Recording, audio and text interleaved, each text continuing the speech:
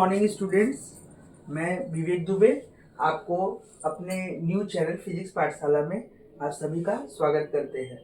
पिछले क्लास में हम लोग जो पढ़े थे प्रॉपर्टीज ऑफ गैसेस, कुछ टॉपिक्स उसका रिवाइज कर लेते हैं। गैस का अपना कोई शेप नहीं होता है, उसका अपना कोई वॉल्यूम नहीं होता है, वो हाईली कंप्रेसिबल होता है, उसका जो डेंसिटी होता है बहुत कम होता है, वो आपस में बहुत जल्दी करके डिफ्यूज मिल जाते हैं, प्रेशर एग्जर्ट करते हैं, पार्टिकल्स उनके अंदर में जो रहता है वो फ्रीली मूव कर सकते हैं और उनका जो एक्सपेंसिबिलिटी है बहुत ज़्यादा होता है। थोड़ा सा और बता दें कि उनका जो अपना शेप नहीं होता है, मतलब क्या हुआ कि अगर हम लोग कोई भी कंटेनर में रखते हैं तो वो उसका ही शेप ले लेता है। उनका अपना फिक्स्ड वॉल्यूम नहीं होता, मतलब अगर छोटा सा एक बॉक्स लिए उसके अंदर में भी गैस आ सकता है और एक बड़ा सा रूम लिए तो उसके अंदर में भी वो आ सकता है, मतलब उसका खुद का कोई वॉल्यूम नहीं होता है। वो कंप्रेस हो सकता है। क्यों कंप्रेस हो सकता है? क्योंकि उनका जो मॉलिक्यूल्स है वो बहुत दूर दूर करके होता है। अगर हम लोग देखें तो ये जो गैस है इसका जो मॉलिक्यूल्स है वो बहुत दूर दूर करके होता है, जिसकी वजह से हम लोग इसको क्या कर सकते हैं, कंप्रेस कर सकते हैं। अच्छा, डिफ्यूज रेपिडली मतलब क्या होता है कि मान लीजिए कि अगर एक कंटेनर लिए, इस कंटेनर के अंदर में हम 2-3 गैस डाल दिए, for example H2, O2, N2, जो भी बहुत सारा गैस को हम लोग क्या किए, इसके अंदर में डाल दिए। अब क्या हुआ, एक कंडीशन आपको रखना पड़ेगा। क्या कंडीशन है? कि वो जो है आपस में रिएक्ट ना करे, आपस में रिएक्ट ना करे। तो ये कंटेनर का जो वॉल्यूम है, ये H2 भी उतना ही वॉल्यूम लेगा, मतलब पूरे कंटेनर के अंदर में वो भी रहेगा। ये O2 भी पूरे कंटेनर के अंदर में रहेगा और N2 भी पूरे कंटेनर के अंदर में रहेगा और मिला हुआ रहेगा। मतलब दे डिफ्यूज रैपिडली, बहुत जल्दी जल्दी करके वो क्या कर सकते हैं, डिफ्यूज हो सकते हैं। एक्सर्ट प्रेशर, ये प्रेशर क्यों एक्सर्ट करते हैं? क्योंकि इनका जो मॉलिक्यूल्स होता है, जो गैस का मॉलिक्यूल्स होता है, वो क्या होता है, कंटेनर से जाके वो टकराता है। जो मॉलिक्यूल्स है वो क्या करता है, मूव करते रहता है, रैंडमली मूव करते रहता है। रैंडमली जब मूव करते रहता है तो क्या होता है कि वो जाके वॉल्स ऑफ द कंटेनर के ऊपर में स्ट्राइक करते हैं। तो जब वो वॉल्स ऑफ द कंटेनर के ऊपर में स्ट्राइक करते हैं तो वो एक फोर्स जनरेट होता है। क्या होता है? एक फोर्स जनरेट होता है। जो फोर्स किसी एरिया में पड़ता है और उसको हम लोग क्या बोलने लगते हैं, प्रेशर बोलते हैं। तो फोर्स बाय में area, that is called pressure. तो प्रेशर जो है किससे एग्जर्ट होता है? ये जो इनके अंदर में काइनेटिक एनर्जी होता है, गैस के मॉलिक्यूल्स के अंदर में काइनेटिक एनर्जी होता है, जो काइनेटिक एनर्जी की वजह से वो क्या होता है, ये वॉल्स ऑफ द कंटेनर को हिट करते हैं, जिससे फोर्स एग्जर्ट होता है और उस फोर्स एरिया के ऊपर में एग्जर्ट हो रहा है, जिससे प्रेशर एग्जर्ट होने लगता है। तो ये छठवां पॉइंट। अब उसके अंदर में काइनेटिक एनर्जी होता है जिसकी वजह से पार्टिकल्स आराम से जो है वो मूव करता है।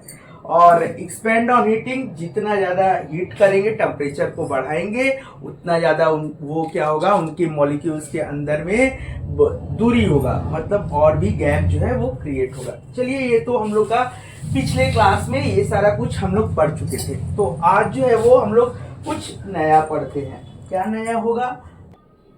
तो जो सारा चीज हम लोग पढ़े वो हम लोग के रिवीजन में था, आज हम लोग नया चीज देखते हैं। अच्छा, हम लोग क्या देखे कि मैटर जो है वो 3 स्टेट, सॉलिड, लिक्विड और गैस स्टेट में रहता है।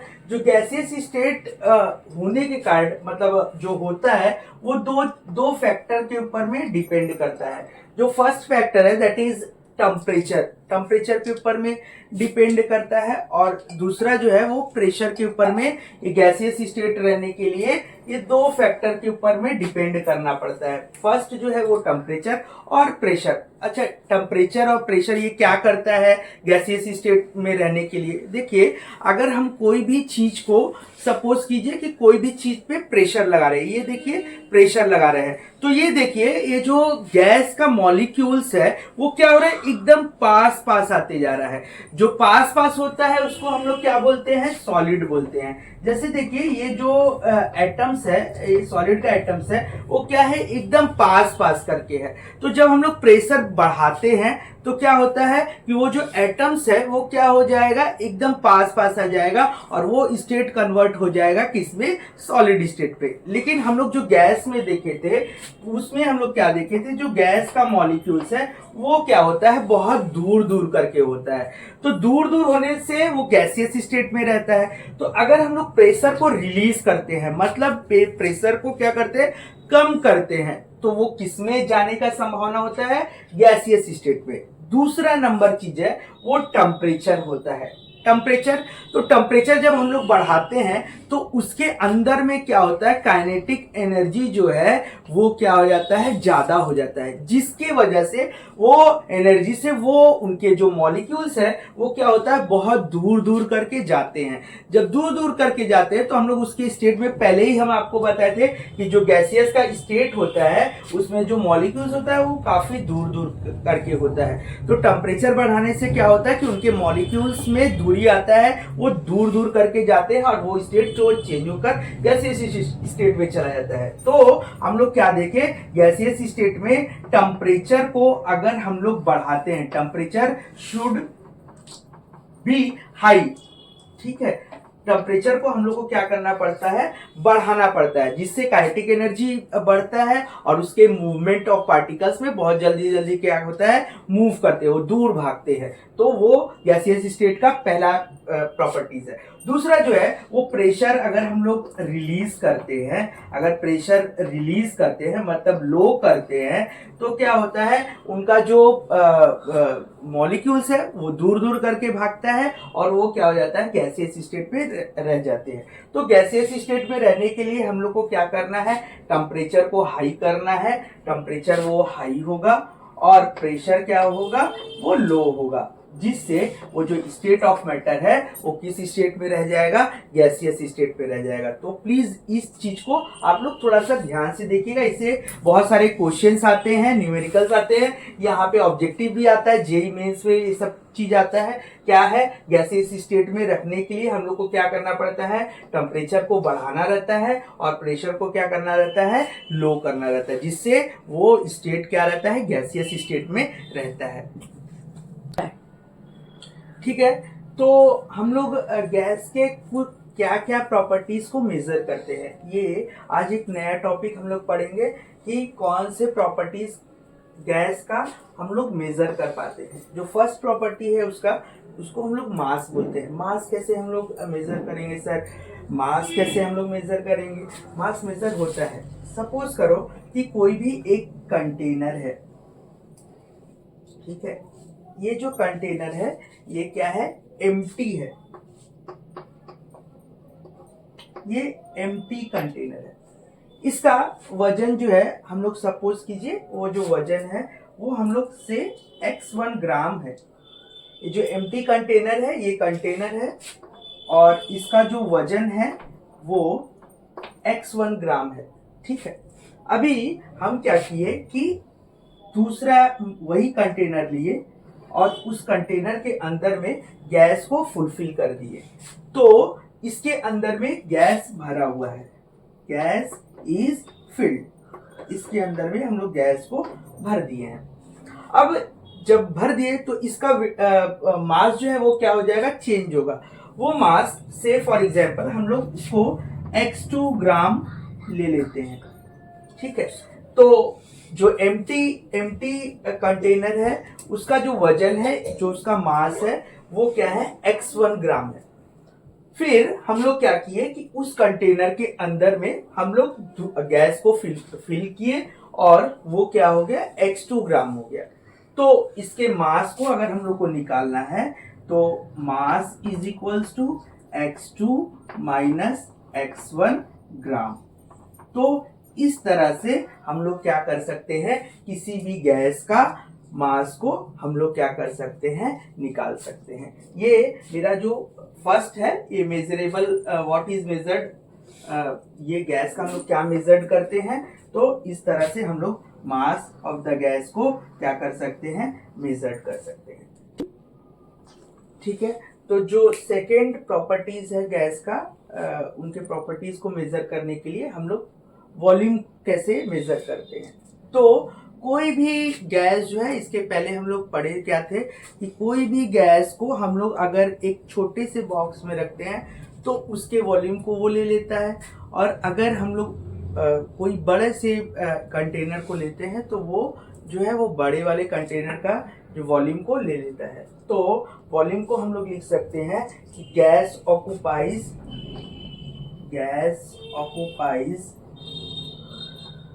The volume of all of the container.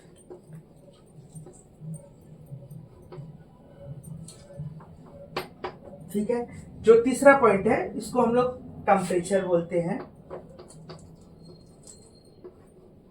Temperature, इसको हम लोग अगर काइनेटिक एनर्जी भी बोलते हैं तो कोई गलत नहीं है। Temperature is also called as या treated as is the kinetic energy of the gas. हम लोग क्या पढ़े कि टेम्परेचर को बढ़ाने से गैस के अंदर में जो काइनेटिक एनर्जी होता है वो बढ़ जाता है। ठीक है। हम लोग ये जो टेम्परेचर है, इस पूरे चैप्टर में हम लोग जो टेम्परेचर है उसको केल्विन स्केल में रखेंगे। किस में रखेंगे? Kelvin scale. ये जो केल्विन स्केल है इसको हम लोग एब्सोल्यूट स्केल ऑफ टेम्परेचर भी बोलते हैं। केल्विन, तो अगर क्वेश्चन आता है कि what is absolute scale of temperature, तो हम लोग बोल सकते हैं कि the temperature which express in the Kelvin scale, that temperature is known as absolute scale of temperature. तो एब्सोल्यूट स्केल ऑफ टेम्परेचर, जो टेम्परेचर केल्विन स्केल में हम लोग नापते हैं या मेजर करते हैं, उस टेम्परेचर को हम लोग क्या बोलते हैं? Absolute scale of temperature. अच्छा, केल्विन जो होता है वो एसआई यूनिट ऑफ टेम्परेचर होता है। SI unit of temperature is called kelvin. इस चैप्टर में, पूरे होल चैप्टर में हम लोग जो टेम्परेचर है उसको किस में एक्सप्रेस करेंगे? केल्विन स्केल में। और केल्विन जो होता है वो एसआई यूनिट ऑफ टेम्परेचर होता है। ठीक है। अच्छा, हम लोग थोड़ा और देख लेते हैं केल्विन। और तो हम लोग देखें क्या कि टेम्परेचर जो है इस पूरे चैप्टर में केल्विन स्केल में हम लोग एक्सप्रेस करेंगे।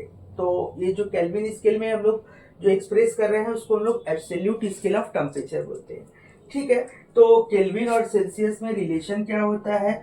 K equals to C plus 273। ये हम लोग का केल्विन और सेल्सियस में जो है वो रिलेशन आता है। एग्जाम में पूछ सकता है कि 100 डिग्री C एंड 0 K, ये दोनों टेम्परेचर में कौन बड़ा है? तो अगर हम लोग को ये रिलेशन पता रहेगा तो हम लोग इस क्वेश्चन को बता सकेंगे। ठीक है। आज ये दो पॉइंट और बचा हुआ है, प्रेशर और डेंसिटी। इसके बारे में हम लोग नेक्स्ट वीडियो में शेयर करेंगे, पढ़ेंगे।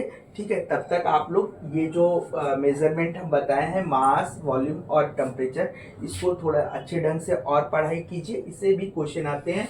बाकी जो 2 पॉइंट बचा हुआ है इसको हम लोग नेक्स्ट वीडियो में देखेंगे। तब तक के लिए bye and take care of you. Thank you.